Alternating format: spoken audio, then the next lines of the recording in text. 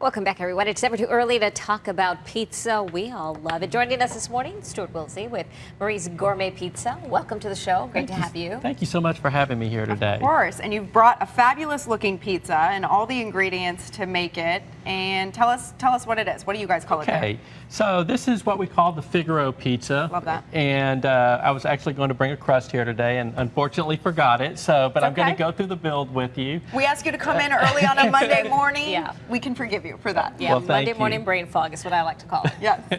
So what we start off with, we make our dough fresh from scratch daily, as well as our sauce. This particular pizza is an olive oil base.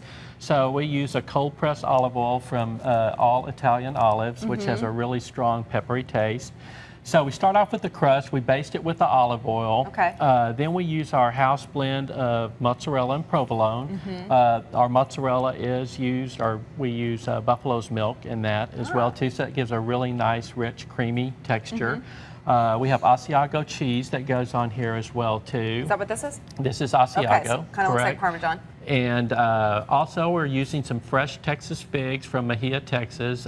We source a lot of our local ingredients from John Lash at Farm to Table, Johnson's Backyard as well too. So we're trying to find as much local ingredients. And of course these things are seasonal, so they will change from time to time.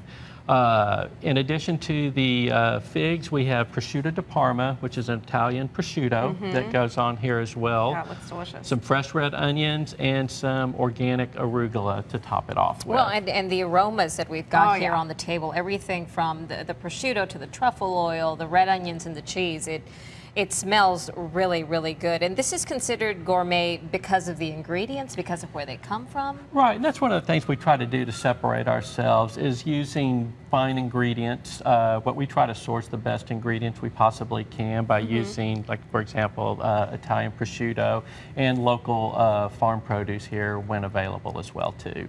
You mentioned that this is a seasonal pizza. We've got the figs on here, you know, the arugula. So does this mean it's kind of an end of summer, we're about to not see this anymore, or is this kind of kicking off for fall? It will be short-lived, so probably about another month or so, but we're constantly evolving and changing pizzas as well too. So can you tell us what's next on the menu if we're seasonal? What do you think? What do you think it's going to be? Well, we're actually doing some things with butternut squash right now, so that's going to be incorporated on the next pizza as well too. So we have a lot of vegetarian options as well as fine meats and cheeses.